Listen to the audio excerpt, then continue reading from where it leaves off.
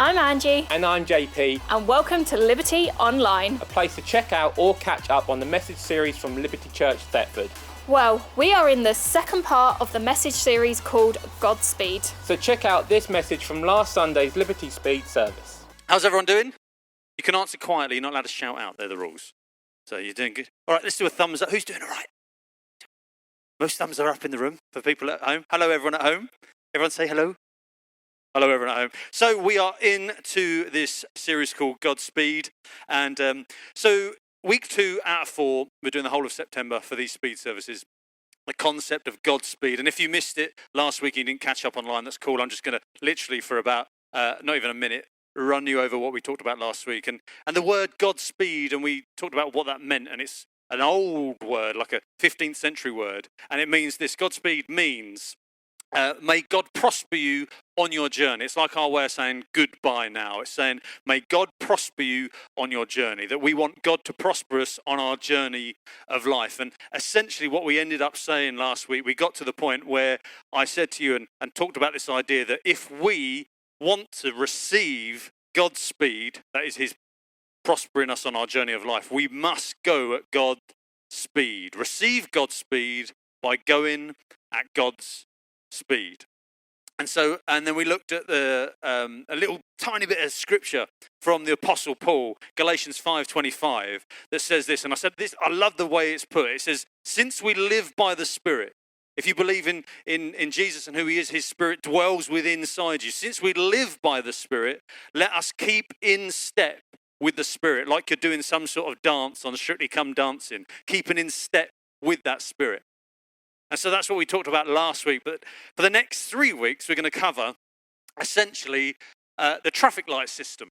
So we're going to talk about red, amber, and green. And we're going to talk about red when God says, stop. We're going to talk about amber when God says, you're waiting there, stop, let's get ready to go. And we're going to talk about green when God says, go. And so for this morning, for the next few minutes, we're going to talk about when God says, stop. For in your life, when God says, stop. So I've got a story about when we didn't stop. And when I say we, I mean Steph. I'd like to be fair. One morning we were late for school, doing the school run. And I think it was a school run, I'm pretty sure. And Steph was in a rush getting in our car. Our car's a huge car. It has to be because we've got like four children now. One more seat in the car left. It's a 7-seater, so. But it's a big car, and we have a driveway that you have to, well, because of the way we park, we have to reverse out, and we're on a corner where we live. And so Steph goes off, and then I hear a ding-ding-ding on the door and a ding-dong, and she comes back in and goes, I hit a car. And I said, oh. And I looked out the drive, and there was a car literally parked right behind our car on the road, and she's just reversed straight out of our drive into a car, and it was a nurse on call as well for someone in the house, and she's just coming out in a rush, and Steph's like, I'm so sorry. And I'm like, how did you, it's a car. It's a whole car. It's not like it came around the corner. It was there the whole time. How did you not see it? Why didn't you stop? Our car's even got reversing sensors. They tell you, they might as well be going, stop, stop, stop, stop, stop, stop, stop. They beep, they're quite loud. And she's like, I didn't hear them. And I was like, I can't believe, what? We don't need this at the minute, but it was cool. It was a little dent in ours. I thought, shove it, we're not getting this fixed. Theirs was a bit worse, so I had to go through the insurance, all that sort of stuff. And I was just like, all right, fine, no one got hurt, it's cool. I had my moment, and then I was like, I'm cool. It's fine, it's no problem. I was very understanding. Particularly because a week later, I'd done the same thing to our neighbour's car. At a time we didn't stop. Our car had a big hole in the back. Theirs was even worse. And so then we had to get it done. And so it was good, though, because it was in the same place as well. So it was, a 2-for-1 sort of jobby. It was great. But what this taught me, and I knew this before, but what it emphasises is really knowing when to stop is just as important as knowing when to go. If you're a Christian and you believe in God and you think God can lead you in your life, you're often thinking and talking about and maybe articulating about when God calls us to go and do something. But so often we forget about there'll be times where God says, stop.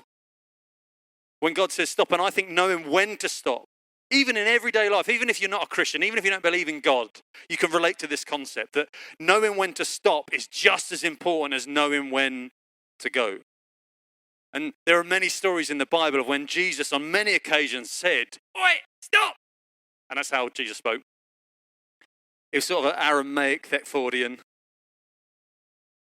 Whether that's in the, if you're in church and you know the stories, whether that's when Jesus went into the temple and turned the tables in the temple, quite angrily and said, "Stop turning my Father's house into a market."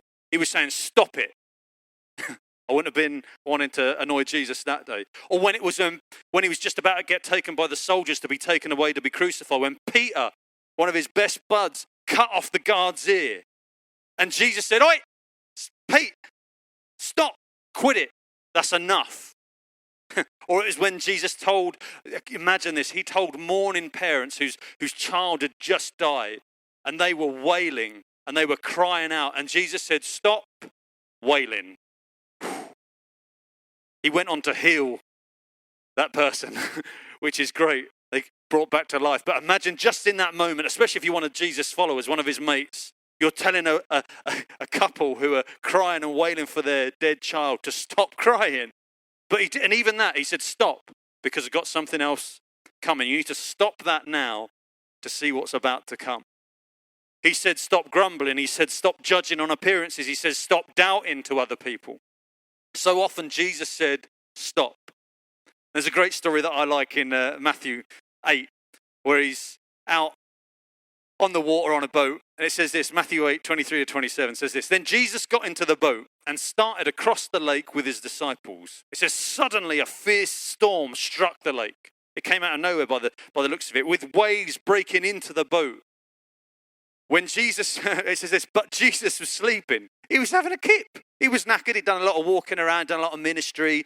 He had sore feet. But it says Jesus was sleeping. And it says in verse 25, the disciples went and woke him up, shouting, "Lord, save us, we're going to drown."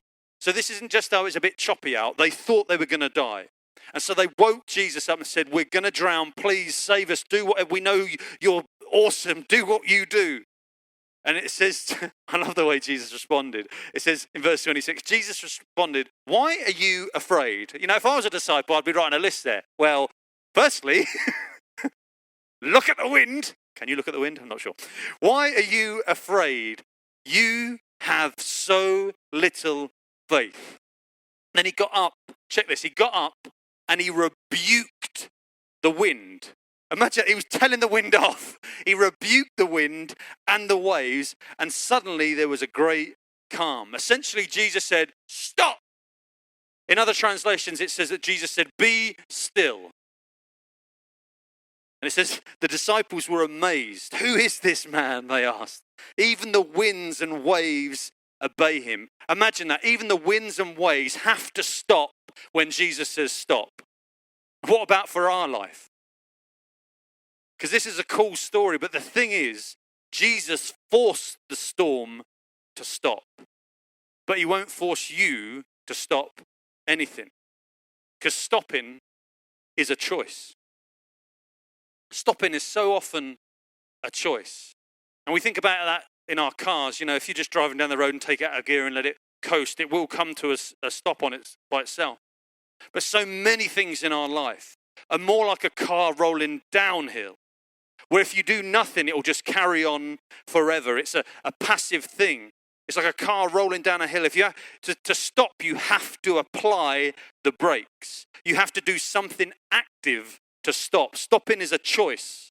Otherwise, momentum, inertia, what I like to think of, the inertia of habit, means we carry on rolling. Whatever that is in our life, the inertia of habit means we'll carry on rolling, and we have to actively choose to apply the brakes. Stopping is a choice. So I want to ask you a question. Just for you, not for your husband or wife next to you. What do you need to stop? What do you need to stop? Or what would, if Jesus was in your life, what would Jesus be saying to you to stop? And there's been times in my past, and I thought of lots of things, and I thought, I don't really want to share most of them.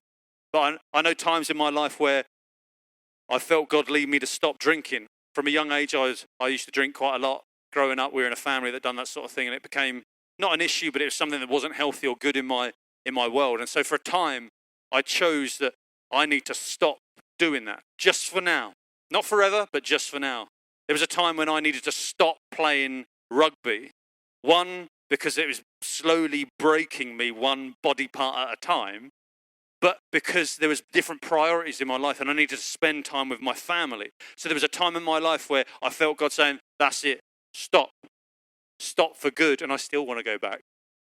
I still, when I go and watch occasionally, I'm like, I want to play again. I'm better than them. Probably not, but I'm better than them. I could do better than that.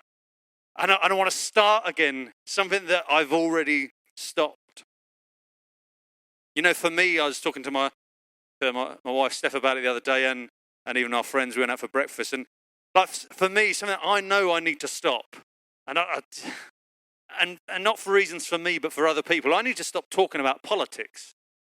I do, because I can talk about politics forever, honestly, because I'm someone who's quite central. And I know this is even me talking about politics. So starting in a minute, I'm going to stop talking about politics because I'm quite central, but I'm someone who likes discussion and debate. I really do. And I can take the extremes of arguments and sit on that end and argue and debate with people about anything. I can. I love it. It's like a sport. It's my rugby. That's what it is.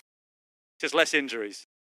But it can cause injury to other people because I'm someone who can flex with it and go and not be bothered, and I can actually have an argument even with myself about something. And so I need to stop that because I've realized that other people can't play that game the way I can play it. And so I know I need to stop it because it can cause stumbling blocks in other people's life. And so it's something I want to try and stop doing. I'm starting now.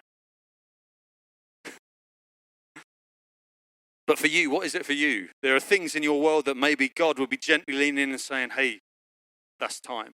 Let's stop that. Or screaming at you, you need to stop before you fall off this cliff.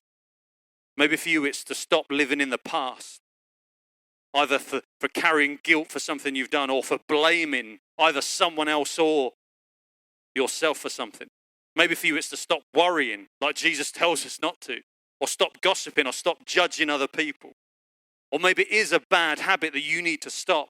Not that it's something that's wrong, but it's just not great, perhaps. Maybe heavy drinking maybe a habit of being late you need to stop. Maybe gaming, whatever it is, whatever controls you, perhaps that's something you need to stop. Maybe stop caring about what others think of you more than what God thinks of you. Maybe stop hanging out with that person because they're bad for you. Or stop dabbling in that relationship you know you shouldn't be. Maybe you should stop living by sight. This isn't a list for you to take away, by the way. These are just examples of things that perhaps in your world, that they're things that you need to stop, that someone next to you doesn't because they don't do them. Maybe it's stop being led by feelings and being led by His Spirit. Maybe it's to stop making excuses for things that you do. But maybe it is stopping sinning in some way. And if you're new to church and perhaps you don't believe in God, or you're not sure, you're on the fence or whatever, it's just disobedience to God. That's all that word means. It's a weird word in our culture, just disobedience to God. And perhaps for you, if you don't believe in that, you can think about it this way. The thing that you think is wrong, that you do anyway. Even if that's your way of understanding it today. The thing that you know is wrong, that you do anyway. Well, how about stopping them things? Perhaps there's something in your world that you need to stop. And there's a great story that shows that Jesus is His grace about our failings, about the things that He would want us to stop, but He has grace in them situations anyway, yet He still desires us to stop. There's an amazing story in John 8. We go from verse 4. And the Pharisees had brought this lady to Him, and they were trying to trap Him. It was not a nice situation. It says this, "Teacher," they said to Jesus, which I think they were actually in a mocking way. But it says this woman was caught in the act of adultery. The law of Moses says to stone her. What do you say? And the scripture says that they were trying to trap Him into saying something they could use against Him because they were constantly trying to do that. But Jesus, I love His response, but Jesus stooped down and wrote in the dust with His finger. On the floor, just stooped down, wrote in the dust. And they kept demanding an answer. So He stood up again and said, all right, but let the one who's never sinned throw the first stone. Which one of you is perfect? Throw the first stone. And I've said this before, I've always imagined in my head like Jesus being a little bit tempted because he was perfect and never sinned to pick the stone up and throw it. But all of them would have been like, I'm not. That's not me. Let the first of you, any of you that hasn't sinned, throw the first stone, go ahead, Jesus said. Then he stooped down again and wrote in the dust. And it says in verse 9, when the accusers heard this, they slipped away, as they do, one by one, beginning with the oldest, who've had the most time to do all the wrong things, until only Jesus was left in the middle of that crowd with the woman. Then Jesus stood up again and said to the woman, where are your accusers? Don't even one of them condemn you? And verse 11 says, no, Lord, she said. And Jesus said, I love this, neither do I. God said, neither do I. But then he said, go and sin no more. He said, I do not condemn you, but stop that thing. And that's a great picture of how God treats us as his children, is that we're going to fail just like my kids fail all the time. But it doesn't mean I hang them out to dry. It doesn't mean I get rid of them. It doesn't mean I don't want to have anything to do with them. It's just like, I don't condemn you for that, but stop it because it's not good for you. You see, Jesus was not minimizing her sin. He wasn't saying, oh, it's cool, it's great, and celebrating it. He forgave it, yet his desire was for her to stop. And like I said, why? For her best interest. And I want you to think about this. The Pharisees, they brought her to Jesus. And all they were worried about was trying to trap Jesus. But they were worried about law. They were worried about right and wrong in the law. Where Jesus' concern was about her, not about the rules. So what's God asking you to stop? What's he leading you to stop? Because I want you to think about this. As hard as that thing might be to stop, I want you to think about this, is that when God says stop, it's always for our good.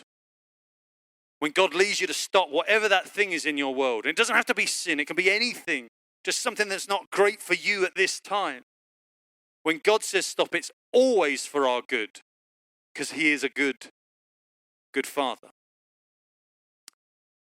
But I'm now going to say something that seems to contradict that completely in my next sentence, which is, when God says stop, it's not always for good. Notice what I said before, is that it's always for your good. And what I mean by this, just to play, I thought I was being clever with the play on words. But when God says stop, it's not always for good, as in forever. When God says stop to some things in our world, it's not always for good. It's not always forever. Sometimes in our lives, we just need to stop for now. And I think when we're led by his Spirit, he will say stop, just for now. Not because it's sin, not because it's wrong, just because it's out of step with me right now. Just because it's time to stop that thing right now, whether to take a break or to re-energize or to reprioritize or reset before going off again. I remember when I'd done my nearly 100-mile walk for charity solo across Norfolk, and I actually didn't finish because I had to stop because my legs gave out. I was like nearly 19 stone there. They were just like, you're having a laugh. They didn't want to keep going. But I had to put in breaks on purpose because my sort of personality, I'm like, I'll just keep going until I can't walk anymore. And so I decided beforehand, at this place, I'll stop. At this place, I'll stop. At this place, I stop. I love the fact the track went past a McDonald's. That happened to be a place that I stopped for half an hour for a diet drink. Don't laugh.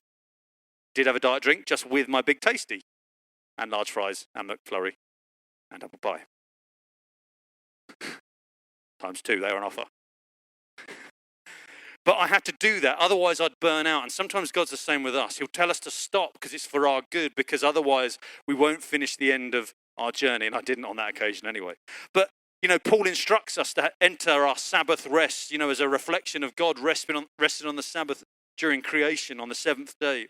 And Paul, the Apostle Paul, instructs us to do that, try and lean into that, to try and grab hold of that Sabbath rest. But sometimes God wants us to stop something just for now. And I like to think of it like this. Sometimes we need to make a pit stop not a full stop.